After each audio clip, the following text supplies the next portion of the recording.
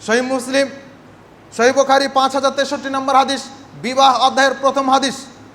আনাস রাদিয়াল্লাহু তাআলা আনহু বলছেন, সালাসাতুন জাআ, রাসূল সাল্লাল্লাহু আলাইহি ওয়াসাল্লামের বাড়িতে তিনজন ব্যক্তি আসলো। তিনজন সাহাবী আসলেন যে আল্লাহ রসুলের ইবাদত কেমন ছিল সেটা জানার জন্য। এসে দেখলেন রাসূল সাল্লাল্লাহু আলাইহি ওয়াসাল্লাম নাই। তখন তার স্ত্রীদেরকে জিজ্ঞাসা করলেন যে আল্লাহ রসুল কীভাবে ইবাদত করতেন, কি কি আমল করতেন, আমাদেরকে একটু জানান। তখন জানানো হলো। জানানোর পরে তারা এটাকে খুব তুচ্ছ করে দেখলো। তারা চিন্তা করলো, বলতে থাকলো যে আইনা নাহনু মিনান নবী সাল্লাল্লাহু আলাইহি ওয়াসাল্লাম, কোথায় নবী আর কোথায় আমরা। গফিরা লাহু মা তাকাদ্দামা মিন যামবিহি ওয়া মা তাআখার, মুহাম্মদ সাল্লাল্লাহু আলাইহি ওয়াসাল্লামের জীবনের আগের পরের গুনাহ আল্লাহ ক্ষমা করে দিয়েছেন, কিন্তু আমরা গুনাহগার উম্মত, আমাদের গুনাহ আল্লাহ ক্ষমা করেননি। অতএব মুহাম্মদ সাল্লাল্লাহু আলাইহি ওয়াসাল্লামের অল্প আমলই চলবে, কিন্তু আমরা গুনাহগার উম্মত, আমাদেরকে বেশি বেশি ইবাদত করতে হবে। হাদিস সহিহ বুখারীর মধ্যে রয়েছে, একটা ইবাদত বানিয়ে বলিনি, আমানতের খেয়ানত করিনি, যেভাবে আছে সেভাবেই বলেছি। হাদিসটা একবার পড়ে দেখার জন্য অনুরোধ করলাম। সহিহ বুখারীর 5063 নম্বর হাদিস। সম্মানিত উপস্থিতি, রাসূল সাল্লাল্লাহু আলাইহি ওয়াসাল্লামের এই তিনজন সাহাবী, তারা তিনজনে তিন রকম মন্তব্য করলো। একজন বলল, আনা উসাল্লিল লাইলা আবাদা, আমি রাতে সালাত আদায় করব, কোনো দিন সালাত ছাড়বো না। ভালো না খারাপ? ভালো। সে সালাত আদায় করতে চেয়েছে। আপনাকে আমাকে বলে পারা যায় না সালাত আদায় করতে। কত বলি, বাবা সালাত আদায় করেন, ভাই সালাত আদায় করেন, হাত ধরলেও হয় না, পা ধরলেও হয় না। কিন্তু এই সাহাবী বলছে আমি সালাত আদায় করতেই থাকবো, সালাত ছাড়বো না। আরেকজন বলছে আনা আসুমুদ্দাহার, আমি সিয়াম পালন করব, কোনো দিন সিয়াম ছাড়বো না, ওয়ালা উফতির, কোনো দিন আমি সিয়াম ছাড়বো না। সেটাও ভালো কাজ। 3 নম্বরে সাহাবী বলছেন যে আনা আতাজিলুন নিসা, আমি কোনোদিন বিবাহই করব না, বিবাহ করলে সাংসারিক ঝামেলা আসে, ইবাদতে বিঘ্নতা তৈরি হয়, অতএব আমি বিবাহই করব না, থেকে গেলাম সন্ন্যাসী হয়ে ইবাদতই করতে থাকবো। রাসূল সাল্লাল্লাহু আলাইহি ওয়াসাল্লাম এই মুহূর্তে চলে আসছেন বাড়িতে, অথবা জিবরাইল ফেরেশতা তাকে জানিয়ে দিয়েছেন এইরকম হবে। তিনি আসলেন, এসে বললেন যে তোমরা কি এই কথাগুলো বলেছো? বলছে হ্যাঁ আল্লাহ রসুল, আমরা এই কথা বলেছি। তখন তিনি বলছেন, শোনো, আমি রাতে সালাত আদায় করি, আবার সালাত ছেড়েও দেই। সালাত ছেড়ে দেই মানে 5 ওয়াক্ত সালাত ছেড়ে দেই এইরকম না। আমি রাতে সালাত আদায় করি, আবার ছেড়ে দেই, মানে রাতের কিছু অংশে সালাত আদায় করি, কিছু অংশে ঘুমাই, কিছু অংশে সালাত আদায় করি না, ওই অংশে ঘুমাই। আমি সিয়াম পালন করি, আবার সিয়াম ছেড়েই দেই, মানে নফল সিয়াম মাঝে মধ্যে পালন করি, আবার মাঝে মধ্যে ছাড়ি। আমি বিবাহ করেছি, উপস্থিত আমার 9টা স্ত্রী রয়েছে। তাহলে রাসূল সাল্লাল্লাহু আলাইহি ওয়াসাল্লাম ইবাদত করেছেন, ইবাদত করে তিনি মুহাম্মদ সাল্লাল্লাহু আলাইহি ওয়াসাল্লাম হয়েছেন। আর যারা ইবাদত করতে চাইলো না, তাদের ব্যাপারে তিনি বলছেন যে ফামান রাগিবা আন সুন্নতি ফালাইসা মিন্নি, যে ব্যক্তি আমার সুন্নাতের প্রতি বিরাগতা পোষণ করবে, ফালাইসা মিন্নি, সে আমার উম্মত থেকে বের হয়ে যাবে। এবার আগের হাদিসটা আরেকবার চিন্তা করেন তো। তিরমিজির হাদিস 2641 নম্বর হাদিস। মুহাম্মদ সাল্লাল্লাহু আলাইহি ওয়াসাল্লাম বললেন যে তাফতারিকু উম্মতি আলা 73 মিল্লা, আমার উম্মতের মধ্য থেকে 73টা দল হবে। না, বুঝাতে পারিনি। আমার উম্মতের মধ্য থেকে 73টা দল হবে, কোনো অমুসলিম এখানে যোগ হচ্ছে না। আমার উম্মতের মধ্য থেকে যারা দাবি করবে যে হ্যাঁ আমি মুহাম্মদের উম্মত, তাদের মধ্য থেকে 73টা দল হবে। কেউ যদি দাবি করে যে না আমি অমুক নবীর উম্মত, আমি অমুকের উম্মত, তাহলে ও এর মধ্যে আসবে না। মুহাম্মদ সাল্লাল্লাহু আলাইহি ওয়াসাল্লামের উম্মত যদি দাবি করেন, তাহলে আপনি হলেন মুহাম্মদ সাল্লাল্লাহু আলাইহি ওয়াসাল্লামের উম্মত। এখন আপনি সহ যতগুলো রয়েছে সবার মধ্য থেকে 73টা দল। তাহলে এই মুহাম্মদ সাল্লাল্লাহু আলাইহি ওয়াসাল্লামের উম্মতের মধ্য থেকে 73টা দল। এবার আগের হাদিসটা দেখেন তো। আগের হাদিসে এই কথা বললেন, আর এই হাদিসে বলছেন যে ব্যক্তি সুন্নাত থেকে মুখ ফিরিয়ে নিবে সে ব্যক্তি আমার উম্মতি নয়। তার মানে কি হাল অবস্থায় জাহান্নামে যাবে এটা আল্লাহ ছাড়া কেউ জানে না। কথা বুঝতে পেরেছেন? কি হাল অবস্থায় জাহান্নামে যাবে এটা আল্লাহ ছাড়া কেউ জানে না। সম্মানিত উপস্থিতি, এজন্য মুহাম্মদ সাল্লাল্লাহু আলাইহি ওয়াসাল্লাম বিদআত থেকে নিজে যেমন বেঁচে থেকেছেন, সাহাবীদেরকে বাঁচিয়ে রাখার জন্য চেষ্টা করেছেন। তার আরেকটা দৃষ্টান্ত দেখাই। রাসূলুল্লাহ সাল্লাল্লাহু আলাইহি ওয়াসাল্লাম তিনি সাহাবীকে দোয়া শিক্ষা দিচ্ছেন, বারা ইবনে আযব রাদিয়াল্লাহু তাআলা আনহুকে দোয়া শিক্ষা দিচ্ছেন। কি দোয়া? ঘুমাতে যাওয়ার দোয়া। তিনি বলছেন, রাতে যখন তুমি ঘুমাতে যাবে তখন সালাতের ন্যায় অজু করে নিবে, দিয়ে ঘুমানোর আগে দোয়াটা পড়বে। দোয়া শিক্ষা দিচ্ছেন, আল্লাহুম্মা আসলামতু নাফসি ইলাইকা ওয়া ওয়াজ্জাহতু ওয়াজহি ইলাইকা ওয়া ফাওয়াদতু আমরি ইলাইকা ওয়া আলজাতু যাহরি ইলাইকা রাগবাতান ওয়া রাহবাতান ইলাইকা লা মালজা ওয়া লা মানজা মিনকা ইল্লা ইলাইকা আমানতু বিকিতাবিকাল্লাযী আনজালতা ওয়া বিনাবিয়িকাল্লাযী আরসালতা। শেষ অংশটুকু খেয়াল করেন, আমানতু বিকিতাবিকাল্লাযী আনজালতা ওয়া বিনাবিয়িকাল্লাযী আরসালতা ওয়া বিনাবিয়িকাল্লাযী আরসালতা। সহিহ বুখারী 247 নম্বর হাদিস। রাসূল সাল্লাল্লাহু আলাইহি ওয়াসাল্লাম শিক্ষা দিচ্ছেন, ওয়া বিনাবিয়িকাল্লাযী আরসালতা, মানে নবী, যেই নবীর ওপরে আল্লাহ রেসালাত নাজিল করেছেন। তাহলে এখানে নবী শব্দ রয়েছে। আর বারা ইবনে আযব রাদিয়াল্লাহু তাআলা আনহু বলছেন, ওয়াবি রাসূলিকাল্লাযী আনজালতা, যে রসুলের ওপরে আল্লাহ রেসালাত নাজিল করেছেন। শব্দর পার্থক্য বুঝতে পারলেন? নবী বলছেন নাবিয়িকাল্লাযী, আর বারা ইবনে আযব বলছেন ওয়াবি রাসূলিকাল্লাযী। নবী এবং রসুল এ দুইটা শব্দের পার্থক্য। রাসূল সাল্লাল্লাহু আলাইহি ওয়াসাল্লাম মুট করে তার বুকের ওপর একটা ঘুষি দিয়ে বললেন, আরে আমি বলছি নাবিয়িকাল্লাযী আরসালতা, তুমি রাসূলিকা বলার কে? মুহাম্মদ সাল্লাল্লাহু আলাইহি ওয়াসাল্লাম একটা শব্দ সহ্য করেননি, আর আপনি বড় একটা ইবাদতকে পরিবর্তন করে ফেলে দিচ্ছেন। একটা ইবাদতকে আপনি চেঞ্জ করে ফেলে দিচ্ছেন, আর আপনি মনে করছেন যে আপনি কত সুন্দর ইবাদত করছেন, কত ভালো আপনি ইবাদত করছেন। এই ইবাদত আল্লাহ সুবহানাহু ওয়া তাআলা কবুল করবেন না। আল্লাহ বলছেন, কুল হাল নুনাব্বিউকুম বিল আখসারিনা আমালা আল্লাযীনা যাল্লা সাইয়ুহুম ফিল হায়াতিদ দুনিয়া ওয়া হুম ইয়াহসাবুনা আন্নাহুম ইহসিনুনা সুনআ। সূরা কাহফ, সূরা কাহফের মধ্যে আয়াত রয়েছে 103-4 নম্বর আয়াত। আল্লাহ বলছেন, হে নবী আপনি বলে দিন যে আমি কি ক্ষতিগ্রস্ত আমলকারী সম্পর্কে তোমাকে জানাবো না, তোমাদেরকে জানাবো না, যারা দুনিয়ার জীবনে আমল করে আর মনে করে আমরা ভালো ভালো আমল করছি, অথচ কিয়ামতের দিন আল্লাহ তাআলা সেই আমলগুলোকে নষ্ট করে দিবেন। এ দেখেন আল্লাহ সুবহানাহু ওয়া তাআলা সরাসরি এটাকে নাকচ করে দিয়েছেন। তার মানে আপনি আমি যদি কোনো আমল করি, সে আমলটা কোরআন হাদিসের নিরিখে যাচাই করতে হবে যে সে আমল কি আল্লাহ এবং তার রাসূল দিয়েছেন। ওয়ামা আতাকুমুর রাসূল ফাখুযুহু ওয়ামা নাহাকুম আনহু ফান্তাহু। রাসূল সাল্লাল্লাহু আলাইহি ওয়াসাল্লাম যেটা দিয়েছেন সেটা নাও, যেটা তিনি নিষেধ করেছেন সেটা তোমরা বর্জন করো। যেটা দিয়েছেন সেটা নিতে হবে, যেটা নিষেধ করেছেন সেটা ছাড়তে হবে।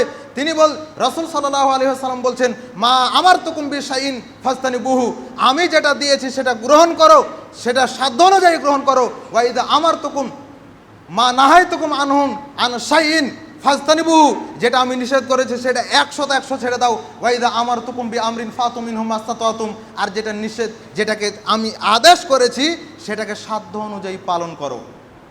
ইবাদতের ক্ষেত্রে একটা উসুল জেনে রাখতে হবে, সেটা হচ্ছে যে রাসূল সাল্লাল্লাহু আলাইহি ওয়াসাল্লাম যা দিয়েছেন, মানে ইবাদতের ক্ষেত্রে যেটা শরীয়ত দিয়েছে সেটা ইবাদত, আর যেটা দেয়নি সেটা ইবাদত নয়, সেটাই হচ্ছে বিদআত। দুনিয়াবি ক্ষেত্রে, হালাল হারামের ক্ষেত্রে যেটা নিষেধ করা হয়েছে সেটা বাদ দিয়ে বাকি সবই হালাল। আল্লাহ কোরআনে নিষেধ করে দিয়েছেন, কি কি নিষেধ করেছেন সেটা কোরআনে আছে, হাদিসেও আছে। তো যেটা যেটা নিষেধ করা হয়েছে এই নিষেধগুলো বাদ দিয়ে বাকি আপনি সব করেন, কোনো সমস্যা নেই। ইবাদতের ক্ষেত্রে যেটা যেটা দেওয়া হয়েছে সেটা সেটা নিয়ে বাকি সব কিছু বাদ দিয়ে দেন। এটা হচ্ছে ইবাদত, এবং দুনিয়াবি ক্ষেত্রে এটা হচ্ছে নিয়ম। সম্মানিত উপস্থিতি, তাহলে আল্লাহ এবং তার রাসূল কিভাবে আমাদেরকে বিদআত থেকে সতর্ক করেছেন বা কিভাবে আমাদেরকে নিষেধ করেছেন সে বিষয়টা আমরা কিছুটা হলেও বুঝতে পারলাম। এবার আসেন সংক্ষিপ্তভাবে একটু বলি যে সাহাবায়ে কেরাম কীভাবে করে বিদআত থেকে বেঁচে থাকতেন। আব্দুল্লাহ ইবনে মাসউদ রাদিয়াল্লাহু তাআলা আনহুর বাড়িতে সাহাবীরা অপেক্ষা করছেন, ফজরের সালাতের সময় সাহাবীরা অপেক্ষা করছেন। আবু মুসা আশআরী রাদিয়াল্লাহু তাআলা আনহু আসলেন, এসে বলছেন কি ব্যাপার, আব্দুল্লাহ ইবনে মাসউদ রাদিয়াল্লাহু তাআলা বের হননি? বলছেন না। অপেক্ষা করতে থাকলেন, বের যখন হলেন তখন বললেন, আরে আপনি এতক্ষণে বের হচ্ছেন, মসজিদে গিয়ে দেখেন কি অবস্থা। মসজিদে গিয়ে সব আলাদা আলাদাভাবে বসে সবাই জিকির করছে। একজন বলছে যে তোমরা এই সুবহানাল্লাহ 100 বার পড়ো, আরেক জায়গাতে বলছে তোমরা লা ইলাহা ইল্লাল্লাহ 100 বার পড়ো। এইভাবে করে নির্দিষ্টভাবে গোল গোল হয়ে বসে সবাই জিকির করছে। তা আপনি নিষেধ করেননি? তখন তিনি বলছেন, যে না আমি আপনার অপেক্ষা করছি, আপনি নিষেধ করবেন বা আপনি কি বলবেন সেই ফয়সালা নেওয়ার জন্য আমি অপেক্ষা করছি। আব্দুল্লাহ ইবনে মাসউদ রাদিয়াল্লাহু তাআলা আনহু তিনি দ্রুত চলে গেলেন, দৌড়ে গিয়ে তিনি বললেন, এই রাসূল সাল্লাল্লাহু আলাইহি ওয়াসাল্লাম কেবলই মারা গেছেন, তার পোশাক আদি এখনো নষ্ট হয়ে যায়নি, তার পানপাত্র খাওয়ার বাসনকোসন এখনো নষ্ট হয়ে যায়নি, তার পোশাক আদি এখনো রয়েছে, আর তোমরা এখনই ইবাদতের নাম দিয়ে নতুন বিদআত তৈরি করতে লেগেছো, এখন থেকেই তোমরা এগুলো করা শুরু করে দিয়েছো। এই কথা বলে তিনি তিরস্কার করে তিনি পার হয়ে চলে গেলেন। তিনি যাচ্ছেন, যেতে যেতে দেখছেন একজন মহিলা তিনি তসবি দানা, কিছু দানাকে এক জায়গায় করে তসবি গণছেন। তিনি ওই তসবিটা ধরে তিনি ছিঁড়ে ফেলে দিলেন, তসবি ধরে তিনি ছিঁড়ে ফেলে দিলেন। আরেকজন পুরুষ মানুষ তার পাশ দিয়ে যাচ্ছেন, তো দেখছেন যে ওই লোকও কিছু দানাকে এক জায়গায় করে সেগুলো দিয়ে তসবি গণছে। তখন তিনি সেটাকে ধরে ছিঁড়ে ফেলে দিলেন এবং তাকে লাথি দিয়ে বের করে দিলেন। আপনাদের গাইবান্ধার একজন আলেম, আমাদের দিনী ভাই, কি যেন নামটা মনে আসছে না, তবে তিনি একটা প্রোগ্রামে তসবি দানা ছিঁড়ে ফেলেছিলেন, এই জন্য তাকে নিয়ে কত কি হয়ে গেল। আব্দুল্লাহ ইবনে মাসউদ রাদিয়াল্লাহু তাআলা এই কাজ করেছেন। এবার তার কবরে গিয়ে একটু মেরে আসেন, আব্দুল্লাহ বিন মাসউদের কবরে গিয়ে একবার মেরে আসেন। এটা তো পারবেন না, এটাকে তো ঠিকই নমনম করেন। আর একজন আলেম তিনি কেন এই কাজ করলেন তার ব্যাপারে মামলা করতে হবে, হামলা করতে হবে, তাকে বন্দি করতে হবে, তার মাইক কেড়ে নিতে হবে, কত কি করে ফেলে দিল। আশ্চর্যজনক বিষয়, সাহাবী এই কাজ করছেন, মুহাম্মদ সাল্লাল্লাহু আলাইহি ওয়াসাল্লামের আদর্শকে বুকে ধারণ করে তিনি এই কাজ করেছেন, সাহাবী এই কাজ করেছেন। এবার সাহাবীর ব্যাপারে কি বলবেন বলেন? দারমির মধ্যে এই হাদিস রয়েছে, দারমির 204 নম্বর হাদিস, সিলসিলা সহিহার 2005 নম্বর হাদিসের মধ্যে রয়েছে।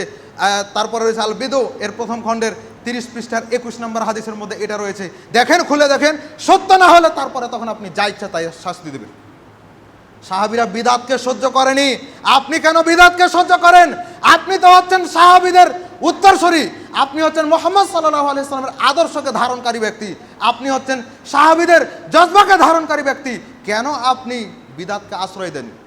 কেন আপনি বিদআতকে আশ্রয় দেন? বিদআত আপনার কাছে ভালো হয়ে যায়। এই জন্য তো আমরা বলি আমাদের সঠিকটাকে আপনি গ্রহণ করতে পারেন না, আর একজন বিদআতি, একজন কবর পূজারী, একজন মাজার পূজারী, তার ওই ভুলটাকে আপনি গ্রহণ করেন। কোন স্বার্থে পড়ে আপনি এগুলো করেন আল্লাহ সুবহানাহু ওয়া তাআলা ছাড়া কেউ জানে না। সম্মানিত উপস্থিতি, সাহাবীদের মধ্যে একজন সাহাবী, অনেক সাহাবী রয়েছেন তদন্ত ছাড়া কোনো কিছু গ্রহণ করেননি। ওমর রাদিয়াল্লাহু তাআলা আনহু আবু মুসা আশআরী রাদিয়াল্লাহু তাআলা আনহুকে একবার হুমকি দিয়ে দিয়েছেন, সালাম দিয়ে বাড়িতে প্রবেশ করতে হয়, এই বিধানই ওমর রাদিয়াল্লাহু তাআলা আনহু জানতেন না। যখন আবু মুসা আশআরী রাদিয়াল্লাহু তাআলা আনহু বললেন যে কি ব্যাপার, আপনাকে ডাকলাম, আপনি আমার বাড়ি আসেননি কেন? বলছে এসেছিলাম, এসে 3 বার সালাম দিয়েছি, উত্তর পাইনি। মুহাম্মদ সাল্লাল্লাহু আলাইহি ওয়াসাল্লাম বলেছেন উত্তর না পেলে চলে যেতে, আমিও চলে গেছি। তখন তিনি বলছেন, এই আপনি এটা কোথায় পেলেন? কে আপনাকে এই হাদিস শুনিয়েছে? আপনি এটা বলেন, না হলে আপনার পেটকে ছেড়ে ফেলে দেবো। ওমর রাদিয়াল্লাহু তাআলা আনহুর রাগ, আপনি বলেন, যথাযথ প্রমাণ দেন, না হলে আপনার বুক পেটকে ছেড়ে ফেলে দেবো। ওমর রাদিয়াল্লাহু তাআলা আনহু যেখানে কথা বলেন সেখানে শয়তান টিকে না। সাহাবী ভয় পাবে না, ভয়ে দৌড়ে চলে গেছে মসজিদ নববীতে। গিয়ে দেখছেন সাহাবীরা কয়েকজন বসে আছে, আনসারী সাহাবীরা কয়েকজন বসে আছে, তো ভয়ে ভীত অবস্থায় আসছে। তখন সাহাবীরা বলছেন, কি ব্যাপার, আপনার কি হয়েছে? তো বলছে ওমর রাদিয়াল্লাহু তাআলা আনহুর সাথে এই ঘটনা ঘটেছে, তিনি আমাকে খুব হুমকি দিয়েছেন। তখন ছোট্ট সাহাবী আবু সাঈদ খুদরি রাদিয়াল্লাহু তাআলা আনহু বলছেন, আমি আপনার পক্ষে থেকে সাক্ষী দিব, মুহাম্মদ সাল্লাল্লাহু আলাইহি ওয়াসাল্লাম এই কথা বলেছেন। যখন সাক্ষী পেলেন তখন ওমর রাদিয়াল্লাহু তাআলা আনহুর মতন বাঘও একেবারে ঠান্ডা হয়ে গেলেন। বলছে, ওহো, ব্যবসা বাণিজ্য করতে লেগে আমি যে একদিন যেতাম আল্লাহ রসুলের কাছে, আরেক দিন আমি ব্যবসা করতাম, ওই দিন আমার বন্ধু যেত, সেই দিন আমি যেতে পেতাম না, এই ব্যবসাতে ব্যস্ত থাকার কারণে এই হাদিসটা আমি জানতে পারিনি। তিনি আফসোস করলেন, কান্নায় ভেঙে পড়ে গেলেন। আর আজকে আপনার আমার অহংকারের টিকাই যায় না, মনে হচ্ছে যেন জান্নাতের সার্টিফিকেটই পেয়ে গেছি। সাহাবীরা জান্নাতের সার্টিফিকেট পাওয়ার পরেও তাদের আফসোসের শেষ থাকলো না, রমাজানটা কবুল হলো কিনা, আমল কবুল হলো কিনা। আর আজকে আপনি আমি, আপনার আমার অহংকারের শেষ থাকে না। আল্লাহ সুবহানাহু ওয়া তাআলা আমাদেরকে ক্ষমা করুন। সম্মানিত উপস্থিতি, সময় সংক্ষিপ্ত করছি। সালাফদের মধ্যে যে 4 জন ইমামের কথা আমরা জানি, তারাও কখনো বিদআতকে প্রশ্রয় দিতেন না। বিদাতকে প্রশ্রয় দিতেন না, নতুন কোনো আমলকে তারা কখনো প্রশ্রয় দিতেন না। তার দু একটা দৃষ্টান্ত বলি। ইমাম আবু হানিফা রাহিমাহুল্লাহ ৮০ হিজরিতে জন্মগ্রহণ করেছেন, ১৫০ হিজরিতে মারা গেছেন। তিনি বলছেন ইযা সাহহাল হাদিসু ফাহুয়া মাযহাবি, যেটা সহিহ হাদিস সেটাই হচ্ছে আমার মাযহাব, যেটা সহিহ হাদিস সেটাই হচ্ছে আমার মাযহাব। তার মানে হানাফি মাযহাব সহিহ হাদিসের মাযহাব হওয়ার কথা, কিন্তু এখন কি অবস্থায় চলে সেটা তদন্ত করে দেখেন, তাহলে বুঝতে পারবেন জয়ীফ আর জাল হাদিস ছাড়া মাযহাব চলে না। যারা নিজেদেরকে মাযহাবি দাবি করে, বলে গেলাম, যারা নিজেদেরকে মাযহাবি দাবি করে এক একটা সবাই মূর্খ, মূর্খ না হলেও মাযহাবে থাকবে না। আর যারা কোরআন হাদিস পড়ে বুঝে আহলে হাদিস হয়, সালাফি মানহাজ গ্রহণ করে, ও কোরআন হাদিস পড়ে বুঝে এসেছে, ও মূর্খ তাই ও চলে এসেছে, এরকমটা কখনো হয়নি। দেখেছেন কখনো কোনো আহলে হাদিসকে হানাফি হতে? অথচ অসংখ্য হানাফি মাযহাবের লোকেরা আহলে হাদিস হয়ে যায়। কিভাবে হয়? কোরআন হাদিস জেনে বুঝে হওয়ার জন্য চেষ্টা করে। আল্লাহ সবাইকে কবুল করুন, আমিন। তিনি বলছেন যেটা সহিহ হাদিস সেটাই হচ্ছে আমার মাযহাব। তারপরে তিনি বলছেন যে লা ইয়াহিল্লু, কারো জন্য বৈধ নয়, কারো জন্য বৈধ নয় যে সে ব্যক্তি লি আহাদিন আয়াখুযা বিকাউলিনা মা লাম ইয়ালাম মিন আইনা আখাযনাহু, যে সে ব্যক্তি আমার নাম দিয়ে ফতোয়া পেশ করবে, ফতোয়া প্রকাশ করবে, অথচ সে জানে না যে আমি এটা কোথা থেকে নিয়েছি। তার জন্য এটা জায়েজ নয়, এটা বৈধ নয়। ইমাম মালিক রাহিমাহুল্লাহ বলছেন 93 হিজরিতে জন্মগ্রহণ করেছেন, 179 হিজরিতে মারা গেছেন। তিনি বলছেন যে ইন্নামা আনা বাশারুন, নিশ্চয় আমি হচ্ছে একজন মানুষ, উখতি ওয়া উসিবু, আমার ভুলও হয় আবার সঠিকও হয়। তিনি হচ্ছেন দারুল হিজর, জানেন তার ভিতরে কোনো অহংকার নাই। তিনি হচ্ছেন মদিনার ইমাম, তার ভিতরে কোনো অহংকার নাই। তিনি বলছেন আমি একজন মানুষ, আমার ভুলও হয় আবার সঠিকও হয়। তো তিনি বলছেন যে ফাংজুর ফির রাই, তোমরা লক্ষ্য করো যে আমি কথাটা কোথা থেকে নিচ্ছি। মাওয়াফাকাল কিতাব ওয়াস সুন্নাহ, যদি আমি কিতাব এবং সুন্নাহ থেকে নিয়ে থাকি তাহলে তোমরাও কিতাব এবং সুন্নাহ থেকে গ্রহণ করো, আমারটা নিতে হবে না। ইমাম শাফি রাহিমাহুল্লাহ 150 হিজরিতে জন্মগ্রহণ করেছেন, 204 মৃত্যুবরণ করেছেন। তিনি বলছেন ইযা রাআইতুম কালামি ইউখালিফাস সুন্নাহ, যদি দেখো যে আমার কথাটা সুন্নাহ পরিপন্থী হয়ে যাচ্ছে, হাদিস পরিপন্থী হয়ে যাচ্ছে, ফাদরিবু কালামি আল হায়াত, তাহলে আমার এই কথাটাকে তোমরা দেয়ালে ছুঁড়ে মারো। ইমাম শাফি রাহিমাহুল্লাহ এটা বলছেন। ইমাম আহমদ বিন হাম্বল রাহিমাহুল্লাহ 164 হিজরিতে জন্মগ্রহণ করেছেন, 241 মারা গেছেন। তিনি বলছেন, তিনি 10 লক্ষ হাদিসের হাফেজ। তিনি বলছেন লা তুকাল্লিদনি, খবরদার তোমরা আমার তাকলিদ করিও না, আমার অন্ধ মুরিদ হইও না। ওয়ালা তুকাল্লিদানে মালিকান আও শাফিয়ান আও আউজাইয়ান আও নাখিয়ান, তোমরা আমার তো তাকলিদ করিও না, আমার তো অন্ধ অনুসরণ করিও না। তোমরা ইমাম মালিকেরও অন্ধ অনুসরণ করো না, ইমাম শাফিরও করো না, ইমাম ইব্রাহিম নাখিরও করো না, আউজাইয়ারও করিও না। তারা যেখান থেকে নিয়েছে তোমরাও সেখান থেকে নাও। আল্লাহু আকবার। তাহলে তারা নিয়েছেন কোরআন হাদিস থেকে, আমাদেরকেও কোরআন হাদিস থেকে নিতে হবে। ইমাম ইবনে তাইমিয়া রাহিমাহুল্লাহ বলছেন যে আনিস শারাইয়াল, তিনি বলছেন যে শরীয়তের যে সমস্ত বিধানগুলো রয়েছে এগুলো সব হচ্ছে অন্তরের খাদ্য। আমাদের শরীরে যেমন খাদ্য রয়েছে, ঠিক অন্তরের খাদ্য হচ্ছে ইসলামের বিধিবিধান। যখন ইসলামের বিধিবিধান আবারটা বেশি হয়েছে, এই জন্য জ্ঞান অর্জন করতে হবে। গতকালকে বলছিলাম জ্ঞান অর্জন করাটাই হচ্ছে জান্নাতে যাওয়ার একটা শর্ত। আল্লাহ সুবহানাহু ওয়া তাআলা বান্দাকে ইবাদত করার জন্য সৃষ্টি করেছেন, যে বান্দা আমার ইবাদত করবে। কিন্তু ওই ইবাদত করার কথাটা আল্লাহ সুবহানাহু ওয়া তাআলা প্রথমে নাজিল করেননি, প্রথমে নাজিল করেছেন ইকরা বিসমি রাব্বিকাল্লাযী খালাক, পড়ো তোমার প্রভুর নামে যিনি তোমাকে সৃষ্টি করেছেন। তাহলে সৃষ্টি করার উদ্দেশ্য হচ্ছে ইবাদত, আর ওই সৃষ্টি করেছেন এই জন্য আপনাকে আমাকে পড়তে হবে। অন্তত শুকরিয়া আদায় করে ইবাদত করা যায়, শুকরিয়া আদায় করে ইবাদত হয় না। মুহাম্মদ সাল্লাল্লাহু আলাইহি ওয়াসাল্লাম শুকরিয়া আদায় করে ইবাদত করতেন। আয়েশা রাদিয়াল্লাহু তাআলা আনহা দেখছেন যে রাসূল সাল্লাল্লাহু আলাইহি ওয়াসাল্লাম তাহাজ্জুদের সালাত পড়ছেন, এত কষ্ট করে তিনি সালাত আদায় করেন যে তার পাগুলো ফেটে ফেটে রস বের হয়, রক্ত বের হয়। তখন তিনি বলছেন যে আল্লাহ রাসূল আপনাকে এত কষ্ট করতে হবে কেন? গুফিরা লাহু মা তাকাদ্দামা মিন যামবিহি ওয়া মা তাআখার, আল্লাহ তো আপনার জীবনের আগের পরের সব গুনাহ ক্ষমা করে দিয়েছেন, তো আপনার এত কষ্ট করার কোনো প্রয়োজন আছে? তখন তিনি বলছেন আফালা আকুনা আবদান শাকুরা, আয়েশা, আমি কি আল্লাহর শুকরগুজারি বান্দা হব না? যেই আল্লাহ তাআলা আমার জীবনের আগের পরের গুনাহগুলো ক্ষমা করে দিলেন, আমি কি তার শুকরিয়া আদায় করে সালাত আদায় করব না? তাহলে সালাত আদায় করতে হবে আল্লাহ তাআলার শুকরিয়া আদায় করে, তাহাজ্জুদ পড়তে হবে শুকরিয়া আদায় করে। তাহাজ্জুদ পড়বেন না আর জীবনের সফলতা চান, এটা একটা মূর্খতা, এটা সবচাইতে বড় ধোঁকা। আপনি জীবনে উন্নতি করতে চান তাহলে আপনাকে তাহাজ্জুদ পড়তে হবে। এটা হচ্ছে পূর্ববর্তী নবী রাসূলদের আমল এবং মুহাম্মদ সাল্লাল্লাহু আলাইহি ওয়াসাল্লাম সহ সালাফদের আমল এটা। অতএব এটা আপনাকে করতে হবে। তো শুকরিয়া আদায় করে ইবাদত করেন, আর জ্ঞান অর্জন করাটাও হচ্ছে একটা ইবাদত। সহিহ মুসলিম, উসমান রাদিয়াল্লাহু তাআলা আনহু হাদিস বর্ণনা করছেন, সহিহ মুসলিমের 26 নম্বর হাদিস। রাসূল সাল্লাল্লাহু আলাইহি ওয়াসাল্লাম বলছেন, মাম্মাতা, যে ব্যক্তি মারা যাবে, ওয়া হুয়া ইয়ালাম, সে জানলো, আন্নাহু লা ইলাহা ইল্লাল্লাহ, আল্লাহ ব্যতীত প্রকৃত কোনো ইলাহ নেই, মাবুদ নেই, দাখালাল জান্নাহ, তাহলে সে জান্নাতে প্রবেশ করবে। হাদিসটা বুঝতে হবে। মাম্মাতা, যে মারা যাবে, যে মারা যাবে মানে শুধু আমি একাই মারা যাব, আপনি বেঁচে থাকবেন এরকম? আপনি মারা যাবেন আর আমি বেঁচে থেকে যাব এরকম? যে কেউ মারা যাবে মানে সবাই তো মারা যাবে, তাহলে সবাইকেই জ্ঞান অর্জন করতে হবে। মাম্মাতা, যে মারা যাবে, ওয়া হুয়া ইয়ালাম, সে জানলো যে আল্লাহ ব্যতীত কোনো মাবুদ নাই, আন্নাহু লা ইলাহা ইল্লাল্লাহ, দাখালাল জান্নাহ, তাহলে সে জান্নাতে প্রবেশ করবে। সুবহানাল্লাহ। তাহলে আপনাকে আমাকে জ্ঞান অর্জন করতে হবে। প্রথম কিসের জ্ঞান অর্জন করবেন? আকীদা, তাওহীদের জ্ঞান অর্জন করতে হবে, লা ইলাহা ইল্লাল্লাহর জ্ঞান অর্জন করতে হবে।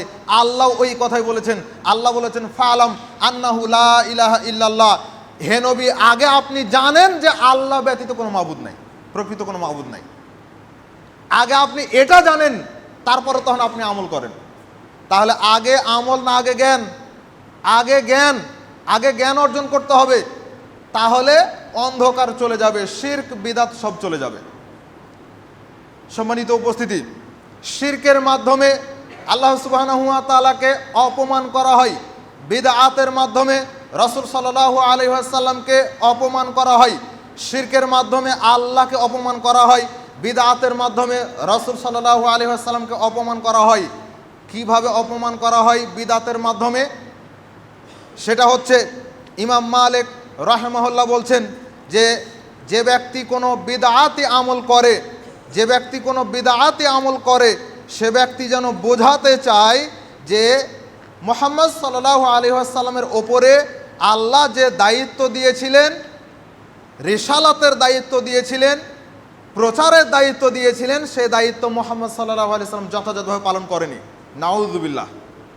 মুহাম্মদ সাল্লাল্লাহু আলাইহি ওয়াসাল্লাম পালন করেননি? করেছেন, সেগুলো তো আমরা প্রথম দিকে বললাম, হাদিসগুলো তো সহি। তাহলে যখন আপনি আমি যে কেউ বিদআতি কোনো আমল করব, তখন আপনি আমি দেখাতে চাচ্ছি যে মুহাম্মদ সাল্লাল্লাহু আলাইহি ওয়াসাল্লাম এটা প্রচার করেননি, তাই মানুষ জানে না, কিন্তু আমি এটা জানি, তাই আমি এটা পালন করছি। তাহলে মুহাম্মদ সাল্লাল্লাহু আলাইহি ওয়াসাল্লামের উপরে অপবাদ দেওয়া হলো না? নিঃসন্দেহে অপবাদ দেওয়া হচ্ছে। এজন্য শিরক, বিদআত এগুলো থেকে বেঁচে থাকতে হবে। সম্মানিত উপস্থিতি, সংক্ষিপ্তভাবে আমরা একটু বলি, এই বিভক্তি, এই বিদআত, এই বিভক্তি এগুলো হলো কিভাবে। আমরা যতটুকু জানি যে ধর্ম সংক্রান্ত ব্যাপারে ফিরকাবন্দি, দল, উপদল এগুলো তৈরি হয়েছে 4টি জাতির মধ্যে। একটা হচ্ছে ইহুদিদের মধ্যে, 2 নম্বর হচ্ছে খ্রিস্টানদের মধ্যে, 3 নম্বর হচ্ছে মাজুসি যারা অগ্নি পূজক তাদের মধ্যে, 4 নম্বর হচ্ছে মুসলিমদের মধ্যে, মানে আমাদের মধ্যে। ইহুদি খ্রিস্টানদের মধ্যে কিভাবে হলো? সূরা আল ইমরান এর 105 নম্বর আয়াত, আল্লাহ সুবহানাহু ওয়া তাআলা বলছেন, ওয়ালা তাকুনু কাল্লাযিনা তাফাররাকু ওয়াখতালাফু মিন বাদি মা জাআহুমুল বাইনাত। আল্লাহ বলছেন, তোমরা ইহুদি খ্রিস্টানদের মতো হয়ো না, যারা দলে দলে বিভক্ত হয়ে গেছে, তোমরা তাদের মতো হয়ো না। ওরা হেদায়েত আসার পরেও দলে দলে ভাগ হয়ে গেছে। তো হেদায়েত এখন আমাদের মধ্যে রয়েছে, কোরআন হাদিস এখন আমাদের মধ্যে রয়েছে। এখন যদি আমরা কোরআন হাদিস থাকার পরেও যদি মাযহাবি গোড়ামির মধ্যে যুক্ত হই, এখন যদি আমরা কোরআন হাদিস থাকার পরেও যদি বড় হুজুরের কথা বলি, পীর সাহেবের কথা বলি, কোরআন হাদিসকে যদি বাদ দিয়ে রাখি, তাহলে আমাদের এই বিভক্ত হওয়াটাও ওই ইহুদি খ্রিস্টানদের মতোই হয়ে যাবে। আল্লাহ সুবহানাহু ওয়া তাআলা যেটা বললেন, আব্দুল্লাহ ইবনে আমর রাদিয়াল্লাহু তাআলা আনহু বলছেন, রাসূল সাল্লাল্লাহু আলাইহি ওয়াসাল্লাম বলেছেন, লা ইয়াতিয়ান্না আলা উম্মতি মা আতা আলা বানি ইসরাইল হাদওয়ান নাল বিন নাল। তিনি বলছেন, নিঃসন্দেহে আমার উম্মতের উপরে ঠিক সেই রকম সময় আসবে যেই রকমভাবে ইহুদি খ্রিস্টান তথা বানি ইসরায়েলের ওপরে যেই সময়টা এসেছিল। কি সময় এসেছিল? হাদওয়ান নাল বিন নাল।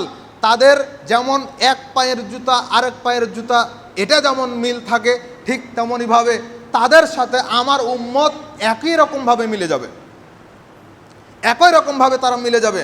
হাত্তা ইনকানা মিনহুম মান আতা উম্মাহু আলানিয়া, এমনকি মিলতে মিলতে তারা এমন একটা পর্যায়ে যাবে, আমরা তো বলছি হাদিস থেকে বানি ইসরাইল, আর এই বানি ইসরাইল বলতে বোঝায় ইহুদি খ্রিস্টানদেরকে। আজকে যদি বলা হয় আপনি কষ্ট পেলে আমার কিছু করার নাই, সেটা হচ্ছে মুহাম্মদ সাল্লাল্লাহু আলাইহি ওয়াসাল্লাম বলেন বানি ইসরাইল, আর আমরা বলছি ইহুদি খ্রিস্টান, ঘুরে ওই একই কথা। ইহুদি খ্রিস্টান যারা তারাই নিজেদেরকে বানি ইসরাইল দাবি করে, যারা বানি ইসরাইল তারাই নিজেদেরকে ইহুদি খ্রিস্টান দাবি করে। তো এই বানি ইসরাইল বা ইহুদি খ্রিস্টান তাদের জুতা, এক পায়ের জুতা আরেক পায়ের জুতা যেমন মিল থাকে, দুইটা যেমন সমান থাকে, ঠিক তেমনইভাবে আমার উম্মত ওই ইহুদি খ্রিস্টানদের সাথে ঠিক তেমনইভাবে মিলে যাবে। মিলতে মিলতে তারা এমন একটা পর্যায়ে চলে যাবে, মান আতা উম্মাহু আলানিয়া, ওই ইহুদি খ্রিস্টানরা যদি তাদের মায়ের সাথে জেনা করে থাকে, আমার উম্মতের মধ্যে এমনও কুলাঙ্গার পাওয়া যাবে যারা তাদের মায়ের সাথে পর্যন্ত জেনা করবে। নাউযুবিল্লাহ, এইরকম মানুষও পাওয়া যাবে। আশ্চর্যজনক বিষয়, যেটা গবেষণা না করলে আপনি বুঝতে পারবেন না। প্রত্যেকটা কাজের ক্ষেত্রে তাদের সাথে আমাদের মিল রয়েছে। ইহুদি খ্রিস্টানদের, বর্তমান যারা ইহুদি খ্রিস্টান তাদের সাথে প্রত্যেকটা কাজে, প্রত্যেকটা কর্মে, প্রত্যেকটা পরতে পরতে তাদের সাথে আমাদের মিল আছে। ধর্মীয় ক্ষেত্রেও আছে, দুনিয়াবী ক্ষেত্রেও আছে, সব ক্ষেত্রেই আছে। বেঁচে থাকার জন্য চেষ্টা করতে হবে। তারপরে তিনি বলছেন, ওয়া ইন্না বানি ইসরাইলা তাফাররাকাত আলা সিনতাইনি ওয়া সাবঈনা মিল্লাহ। ইহুদি খ্রিস্টান তারা ৭২ দলে বিভক্ত হয়েছে। ইহুদি খ্রিস্টান বানি ইসরাইল তারা ৭২ দলে বিভক্ত হয়েছে। ওয়া তাফতারিকু উম্মতি আলা সালাসি ওয়া সাবঈনা মিল্লাহ। আমার উম্মত তারা ৭৩ দলে বিভক্ত হবে। কুল্লুহুম ফিন্নার, প্রত্যেকেই জাহান্নামে যাবে। কুল্লুহুম ফিন্নার, প্রত্যেকেই জাহান্নামে যাবে। ইল্লা মিল্লাতা ওয়াহিদা, শুধুমাত্র তারাই জান্নাতে যাবে। এই ৭৩টার মধ্যে মাত্র একটা দল, তারাই জান্নাতে যাবে। কিলা ওয়া মান ইয়া রাসূলুল্লাহ, সাহাবীরা জিজ্ঞাসা করলেন যে আল্লাহ রসুল ওই দলটা কারা? তখন তিনি বললেন, মা আনা আলাইহি ওয়া আসহাবি, আজকে আমি এবং আমার সাহাবীরা যেই মতের ওপরে রয়েছে, যেই নীতির ওপরে রয়েছে, যেই আদর্শের ওপরে রয়েছে, যারা এই নীতি এবং আদর্শকে গ্রহণ করবে তারাই জান্নাতে প্রবেশ করবে।